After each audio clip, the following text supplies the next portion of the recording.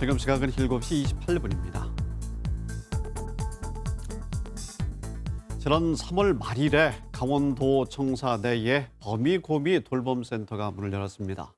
초등학생 돌봄 사각지대를 없애고 양육으로 인한 직원들의 경력 단절을 방지할 목적으로 세워졌는데요.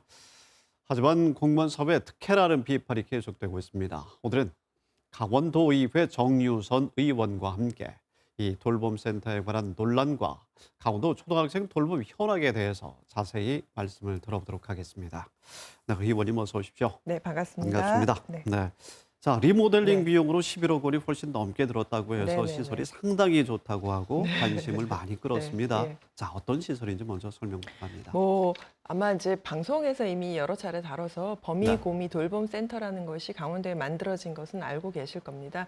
이 뭐 시설은 뭐 아이들의 천국이라고 얘기할 만큼 220평이 넘는 그런 공간을 리모델링해서 운영을 하고 있고요. 네.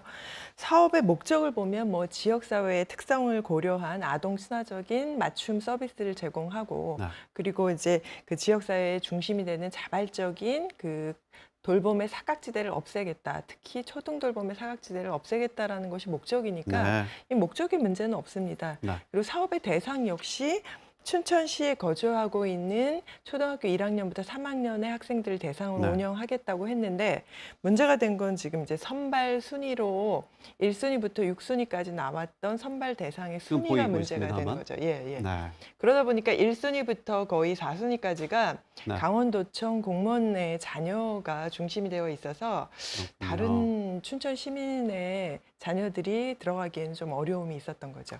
시설 조성 비용이나 4억 원 가까운 네. 운영 비용 같은 것을 네네. 어떻게 마련합니까? 지금 범위고미 돌봄센터 같은 경우에는 2019년 당초 예산 그리고 네. 2020년 예산에 11억 4천만 원이 리모델링비로 편성이 되었습니다. 그래서 예전에 이제 강원연구원이 있던 네. 자리가 1층이 전체가 다 이제 범위고미 돌봄센터가 되는 거고요.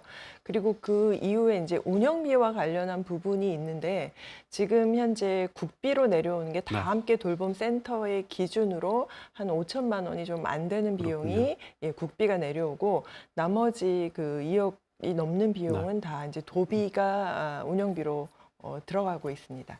의원님 말씀 듣고 보면 네. 이 공공 돌봄 시설이에요. 네네. 우리의 네, 세금으로 예. 운영이 되는.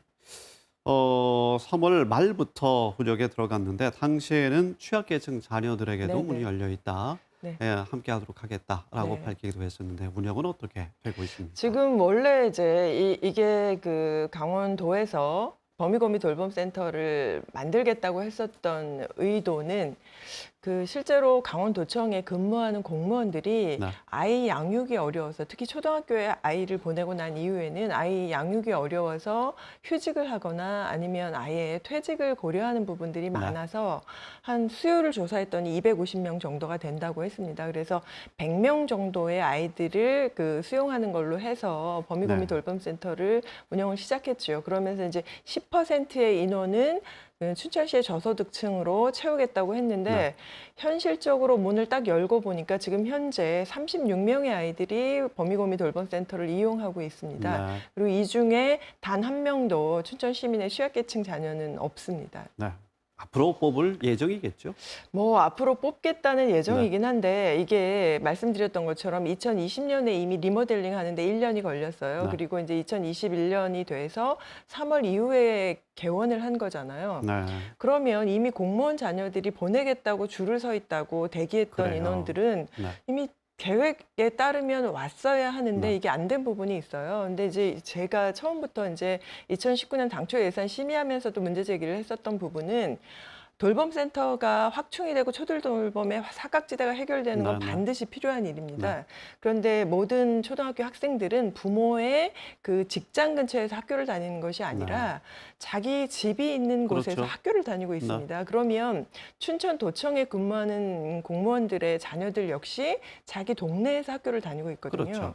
그러면 도청에 있는 범위고미 돌봄센터를 이용하기 위해서는 무엇이 필요하겠습니까? 교통편이. 그렇죠. 교통편이 필요하죠. 그때 네. 이제 말씀하실 때 제가 이제 두 가지를 짚었거든요. 운영비와 이동을 어떻게 할 것이냐 네. 했을 때 운영비는 자부담으로 하시겠다고 얘기를 했었고 그리고 이동은 따로 필요 없이 학원차를 연계하겠다고 하셨어요. 네. 근데 학원차도 아시겠지만 학원은 그 동네 학원을 이용합니다. 초등학교 1학년부터 3학년은 멀리 네. 다니는 것이 아니어서 초등학교 그 1학년부터 3학년까지 학원차는 그 동네만 운영을 네. 하니까 결국은 다시 또 노조에서 2천만 원을 들여서 차량 임차를 하고 있는 그렇군요. 상황입니다.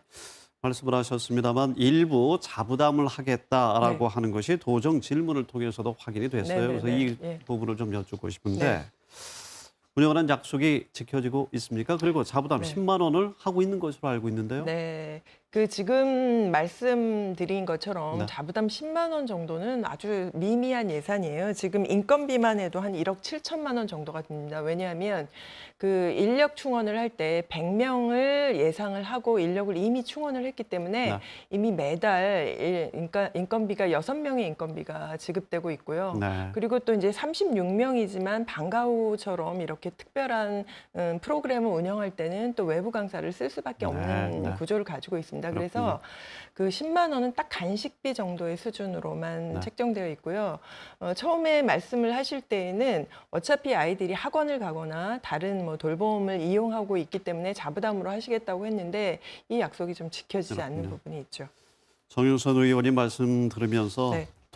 이 고미범위 돌봄센터가 강원도 내 동네마다 생겼으면 참 좋겠다 이런 저도 생각을 하게 그것을 됩니다. 원하는 거죠. 네, 예, 그게 참 해결책일 텐데요. 네. 그래서 강원도 전체의 맞벌이 가족의 네. 이 돌봄의 상황을 좀 말씀해 주시면 네. 좋을 것 같습니다. 실제로 강원도의 경우에 초등학생 수가 한 7만 5천 명 정도가 됩니다. 이 네. 중에서 맞벌이 가정의 아동 수가 3만 7천 명이니까 거의 50%에 육박하는 인원이 맞벌이 아동이라고 생각하시면 되겠고요.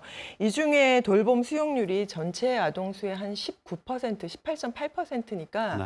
돌봄 맞벌이 아동 수의 8% 정도만 돌봄 교실이나 학교에서 운영하는 돌봄 교실이나 지역 아동센터들을 이용하고 있는 것이고 네, 나머지는 거의 사교육에 의존하고 있다고 보시면 네. 됩니다. 알겠습니다. 그래서 이런 부분들이 안정적으로 해결되지 않으면 코로나 시기에 많은 부모들이 지금 네. 그 직장을 그만두고 있거든요. 비정규직 같은 경우에 네. 더더군다나. 그래서 가장 안정적이라고 하는 공무원들조차도 돌봄이 네, 네. 해결이 안 되면 일을 그만두니까 이런 네. 부분이 해결이 반드시 필요하죠. 네.